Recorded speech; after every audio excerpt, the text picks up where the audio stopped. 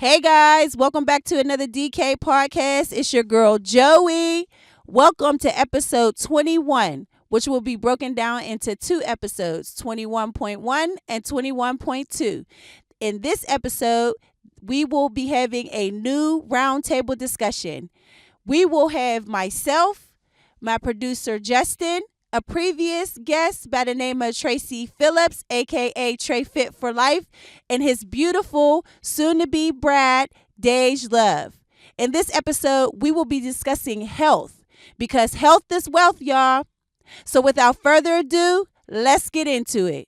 Hey, what's up, everybody? We are back for episode 26. This is Justin and Joey. How you guys doing today? If you're looking at us and you're seeing two other people, this is 26.2, episode 26.2. We have special guests with us today. You want to introduce yourselves? My name is Tracey Phillips, also known as 3Rayfit4Life. Deajy, also known as Miss Deajy. Yeah, and they're going to help us with this roundtable discussion part 2. Yes. We're going to focus a lot of our conversation around health and wellness.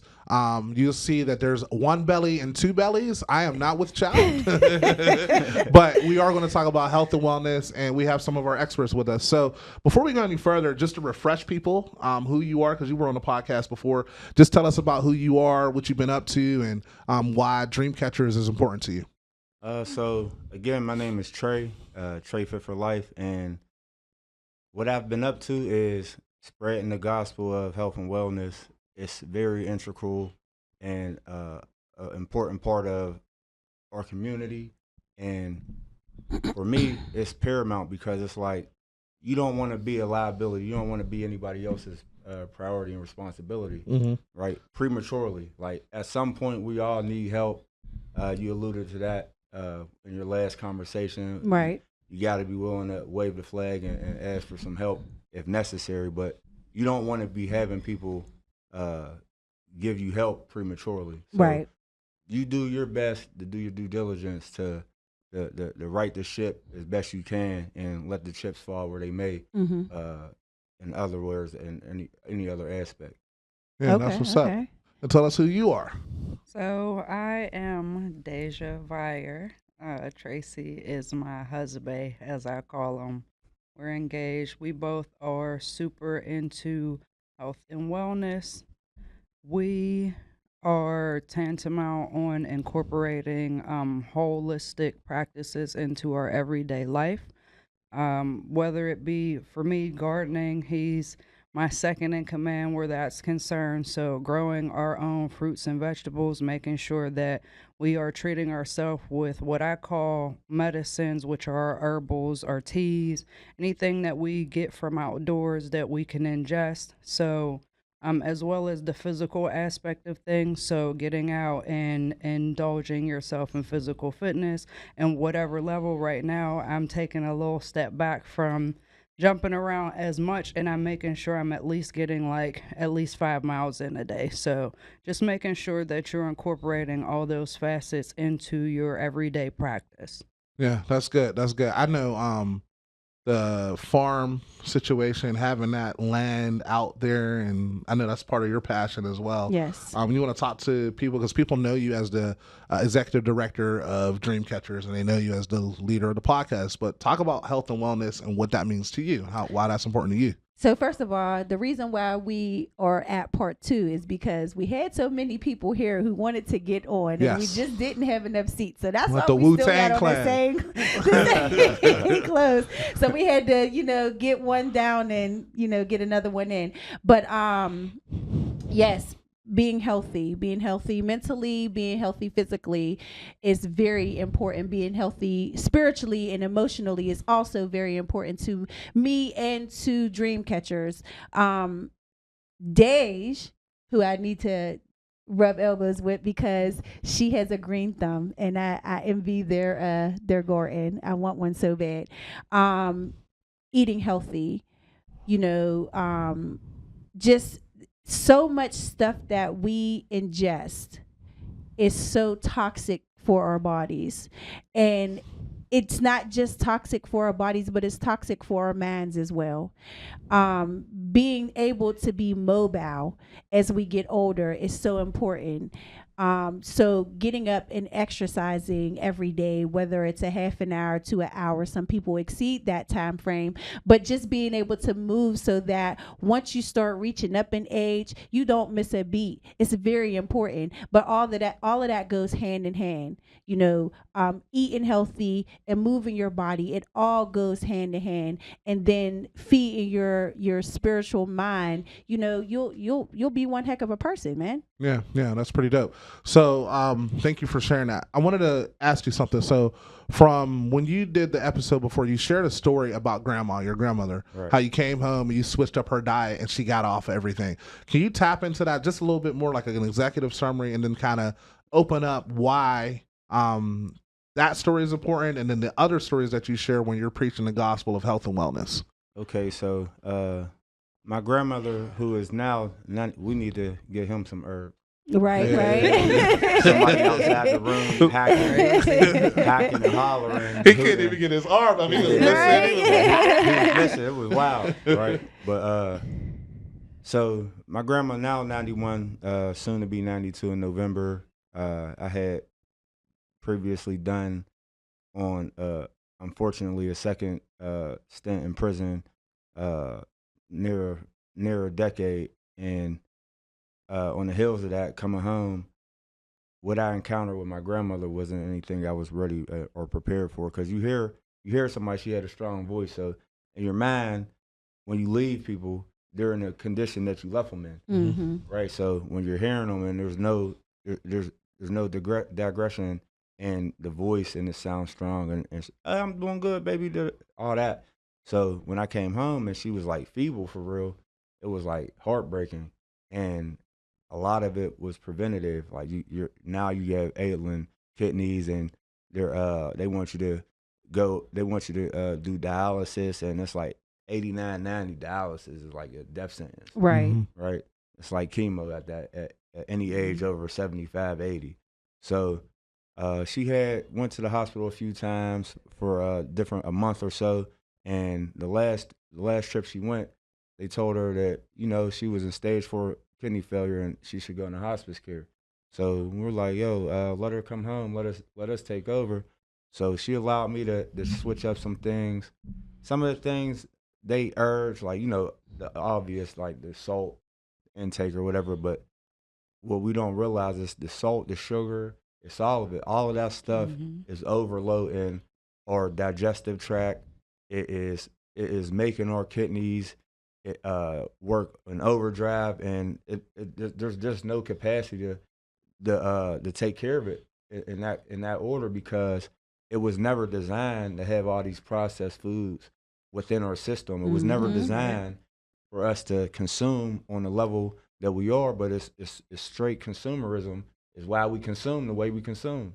True. So Yeah. that being said, she allowed me to change some things, and thank goodness that she had that level of faith in me, and understanding that I had her best interest at hand, and she's doing a lot better.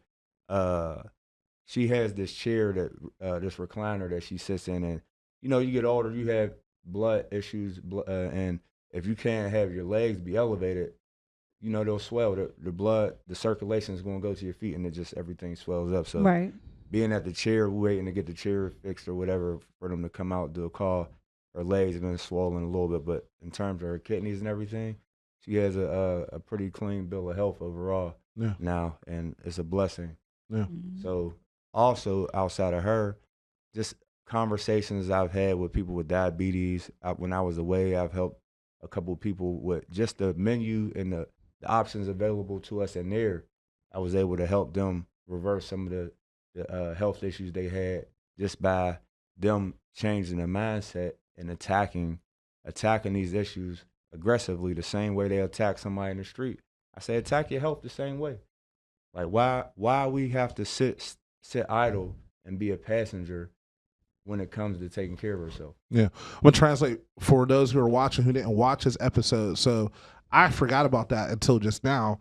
There was somebody who was in there with that you helped him turn his health around. So talk about that a little bit. All right, so a guy I was in the feds with, and it's crazy because I was only with him like 10 months, and he was on the backside of a long term as well, but he was like a few years older than me. He had just went on insulin, and he was like starting to work out aggressively, but he was still had terrible eating habits. And I'm like, bruh, what's your favorite car? Like, this is a question I ask people all the time. What's your favorite car? And he said, oh man, you know, he was like, I love Ferraris. I said, all right, so you get your Ferrari, right? You get the Ferrari. That's how much I don't care about it. I'm not even pronouncing it. Right? So you get your Ferrari and you keep it outside of the house in Pennsylvania, but you keep a tarp over it. You detail it, all of that, all the inclement weather conditions throughout the year, all year round. It's pounding on it, underneath. You're not getting no oil changes, none of the maintenance on the inside of the car is being taken care of. But you're detailing it every day. I said, what do you think is going to happen? You're going to go to start it one day, 30 years later, and it's going to be all rusted and rotted out. Mm-hmm. But you're like, I don't understand. It looks good. I took care of it. But you really didn't, though. Right. It looks like you did, but did you really? Yeah. Right? And that's us. We tend to often neglect what we need to do to take care of ourselves, whether it be what we consume, food-wise, TV-wise, all the different things that we consume. And Dave's like she's talked to me about like portals. Things could be portals. At a point in time, coming home, fresh home. This is something I ain't even discussed, but coming fresh home, jumped on Pornhub. She's like, "Yo, why did you open that portal?" Wow. Yeah. Right. Like, and I didn't come home looking to sleep with anybody, but I ended up having that be because that was open. Let somebody chase me down from the past and beat her head in. Yeah. Like, you know what I'm saying? It felt terrible, cried about all of it. So you got to be careful what you're consuming on all levels. Yeah. Yeah. That's good. Yeah, that thing will have you in a chokehold for real. Deaj, I want to know, because you were talking about having a farm and different things like that. So one of my favorite quotes about poverty is, it says that poverty isn't the lack of money or education, it's the inability to make a decision, right? So I think a lot of times there's so much information out here when it's health and wellness. Like, do I eat this? Do I eat that? How did you get to the place where you're like, yo, like, let me just start growing my own stuff and I'm good? Well, you know what? That's a really interesting question. My mom was ascended when I was a kid. She was woke, what we call woke, and we used to think she was nuts. Like, she would put brewer's yeast on our food, tell us not to eat white Wait, refined. was that bologna? What did you say? Brewer's yeast. And it's really good for your digestive system. Is, and she would tell us don't eat white sugar. She would put honey in our foods or molasses. We hated the molasses because if you know anything about molasses, it tastes like pennies or something. I don't know. But, you know, so I never saw her actually farming per se, but it inspired me. And then we had some neighbors moved in, and I saw them out there with their children, like gardening, and I was looking like I've always wanted to do it. And they kind of like monopolized the back area, and I was like, if they move, I'm doing it. And they did. And it was just like, I think it was just this spark that already was inside of me that they ignited more watching them and seeing it. Like, I'm such a seed to harvest type of person with most things. Like, I just love to watch the growing phases. And so for me, seeing them do that and just knowing like how important it is to your health and your vitality to do that, it was just something that I was like, I'm just going to do it. I had no education. I had no background. I literally just went out there bare bones and was like, God's going to help me figure this out. And I found God in those moments in my garden. Yeah, that's good. That's good. Thank you for sharing that. So Joey, I know for you, health and wellness is important as well. I know, you know, the history of being an athlete, like playing certain sports, being a dancer. I know part of your testimony is going to boot camp while you were away. Right. And then I know that, you know, while you've been back the last 10 plus years, I know that you're really big on going to the gym. Shout out to OJ Macklin, right? Yes. Elevate Fitness. That's right. So I know Yes. you're big on And that. Clay. Let's And not Clay, forget- yes, Clay forget came through and shut it down yes. as well. So Club those Elevation. episodes will come soon.